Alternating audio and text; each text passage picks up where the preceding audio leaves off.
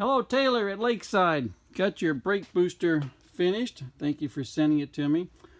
First thing I'm going to do is show you that your brake light switch does work. And I'm going to do that first because the machine makes a lot of noise and you can't hear the continuity on the VOM. So there you go. You can hear the sound, got continuity. It kicks in at about 100 psi, give or take.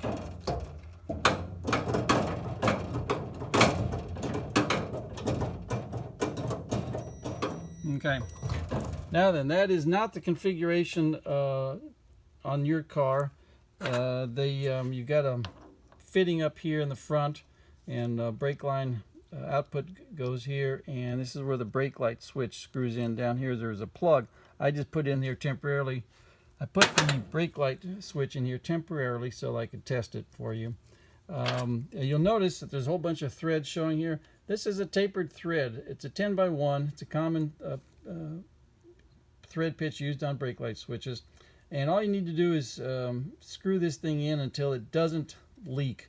You don't screw this thing all the way down because it ruins your brass and splays it out. All you do is screw this thing in until it doesn't leak. You don't get a seal on here. You don't need any tape or anything. No aluminum or copper washer. Just screw it in until it doesn't leak. Most people make the mistake of running this thing down in, and since it's on a taper, it just keeps tightening and tightening. Not necessary. All right, your brake booster, we were waiting for the big vacuum diaphragm. Reason for you to get one is because your lips had collapsed on this thing. And got those finally in from Germany. Now then, on the test bench here, don't let all the tubes confuse you. Down here we've got the vacuum. This is the input from the master cylinder. This is output to the rest of the vehicle. This is a test port up here for vacuum. You can put a vacuum gauge on there and test the booster once it gets into the car and once it's all hooked up. And you can certainly test that anytime you need to. What we're going to look at is our gauges. We start with our vacuum.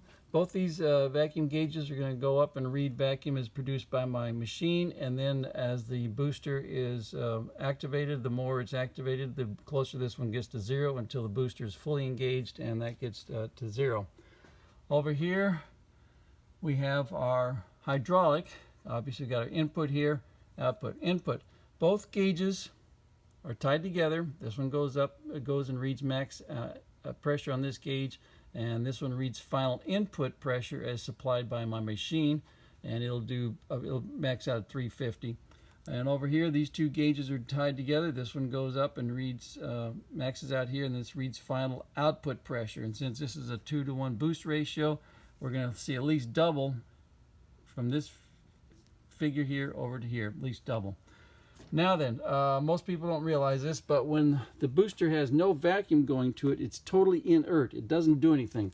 The brake fluid goes in here, brake fluid goes out here. That's all the booster does. It just passes it in from one side to the other.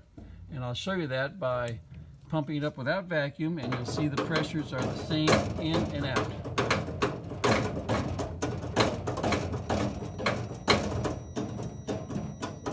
Now we got input 350, output 350, output 350. Turn the VOM off. Don't need that anymore. Now we're going to hit with vacuum, and once the vacuum is operating, and I'll show you how the booster functions. Then we're going to check for leaks.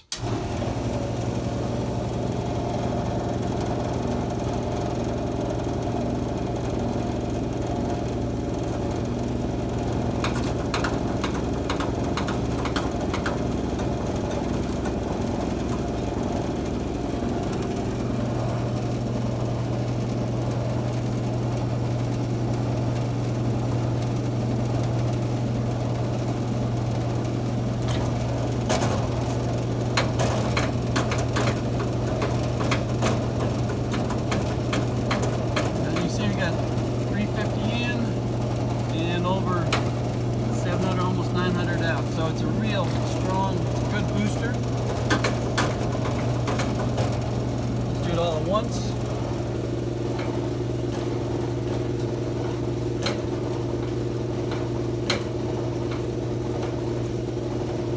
Alright, now then, while we got the booster fully engaged, we start looking for leaks.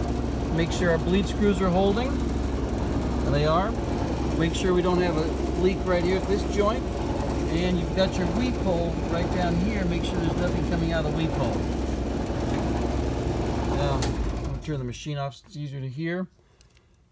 This weep hole is your first line of defense, and in which the booster is telling you it's starting to fail internally. You've got a stack of seals inside here, and you've got a bleed hole that's at the very bottom. And what happens is when this stack of seals in here fails, this bleed hole starts to dribble brake fluid. And what that does is keeps the brake fluid away from the final seal that's inside the faceplate that separates vacuum from hydraulic.